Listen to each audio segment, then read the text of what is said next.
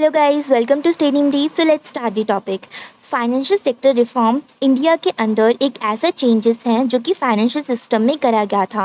And ये changes इसलिए करा गया था क्योंकि हमें कुछ एम्स को अचीव करना था, जैसे कि हमें अपनी इफ़िशेंसी को इम्प्रूव करना था, स्टेबिलिटी को मेंटेन करना था एंड कंपटीशन लाना था इंडिया के अंदर।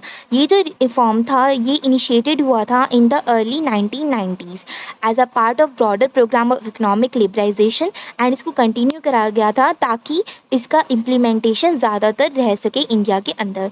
अब यहाँ पे कुछ मेजर फाइनेंशियल सेक्टर रिफॉर्म्स करे गए थे जो कि इम्प्लीमेंट हुए थे इंडिया के अंदर। उसमें से हमारा सबसे ज़्यादा मेजर था बैंकिंग सेक्टर में लिबराइजेशन को लेकर आना। इसके अंदर न्यू फाइनेंशियल प्रोडक्ट्स को इंट्रोड्यूस करा गया, अलग अलग सर्विसेज को लाया गया एंड साथ के साथ न्यू फाइनेंशियल इंस्टीट्यूशंस का भी क्रिएशन करा गया। अब ये जो रिफॉर्म्स थे यहाँ पे हमारी काफ़ी ज़्यादा हेल्प हुई थी फाइनेंशियल सिस्टम को डेवलप करने में एंड मॉडर्नाइज बनाने में इंडिया के, एंड ग्रोथ में भी काफ़ी ज़्यादा कंट्रीब्यूट करा गया, उसको इम्प्रूव करा गया था एंड डेवलपमेंट में भी कंट्रीब्यूशन हुआ था।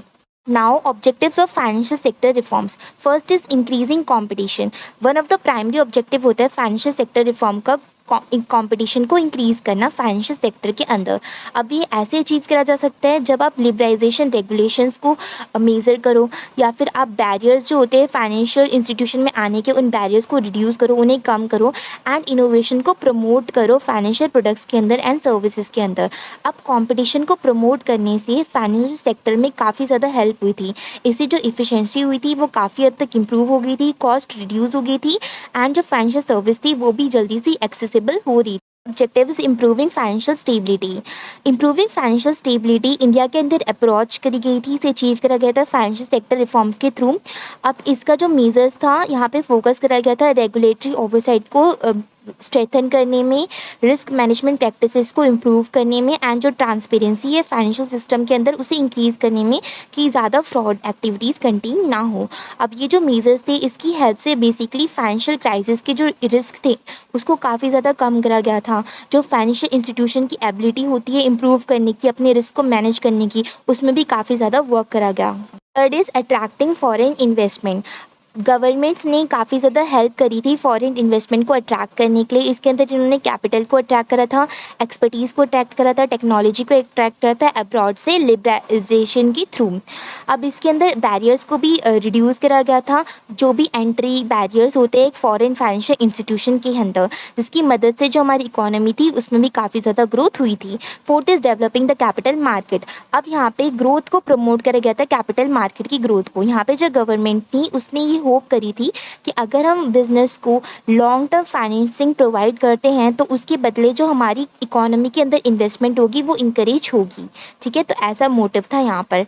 अब ये अचीव करा जा सकता था कैसे? जब हम न्यू फाइनेंशियल इंस्ट्रूमेंट्स को क्रिएट करें, टेक्नोलॉजी को प्रमोट करें, नए टेक्नोलॉजीज़ का यूज़ करें एंड एक फ्रेमवर्क को प्रमोट करें, उसको इम्प्रूव करें अपनी कैपिटल मार्केट के अंदर। Fifth is improving efficiency. Government ने इम्प्रूव करा इफ़िशेंसी को फाइनेंशियल सेक्टर के अंदर, जिसके थ्रू इन्होंने न्यू फाइनेंशियल प्रोडक्ट्स को इंट्रोड्यूस करा था, सर्विस को इंट्रोड्यूस करा था, प्रमोट करा था टेक्नोलॉजी को एंड न्यू फाइनेंशियल इंस्टीट्यूशंस को भी क्रिएट करा गया था। Next is strengthening the banking system. Government ने हेल्प करी थी बैंकिंग सिस्टम को और पावर देने में, यानी कि स्ट्रेथन करने में, जिसके थ्रू इन्होंने बैंक असेट्स की क्वालिटी को इम्प्रूव करा, कैपिटल एडिक्वेसी रेशियोज़ को भी इंक्रीज़ करा गया था एंड रिस्क मैनेजमेंट प्रैक्टिसेस को इम्प्रूव करा गया। इसकी मदद से जो रिस्क होता था फाइनेंशियल क्राइसिस का वो काफ़ी ज़्यादा रिड्यूस हुआ एंड जो बैंक्स था रिस्क को मैनेज करने की एबिलिटी वो भी इम्प्रूव हुई थी। Seventh is improving corporate governance. Government hope कर रही थी कि हमारी जो फंक्शनिंग होती है फाइनेंशियल इंस्टीट्यूशन की वो भी काफ़ी ज़्यादा इम्प्रूव हो एंड साथ के साथ प्रमोट करा गया था इन्वेस्टर के कॉन्फिडेंस को, ताकि ट्रांसपेरेंसी को भी प्रमोट करा जा सके, अकाउंटेबिलिटी को एंड एक अच्छी गवर्नमेंट प्रैक्टिस को इंट्रोड्यूस करा जा सके, उसको मेंटेन करा जा सके। अब ये अचीव हुआ था जिसके थ्रू हमने डिस्क्लोजर रिक्वायरमेंट्स को इम्प्रूव करा था, स्ट्रेथन करा था जो भी रोल ऑफ इंडिपेंडेंट डायरेक्टर्स होते हैं एंड इम्प्रूव करा गया था जो भी रेगुलेटरी फ्रेमवर्क होता है कॉर्पोरेट गवर्नेंस के अंदर।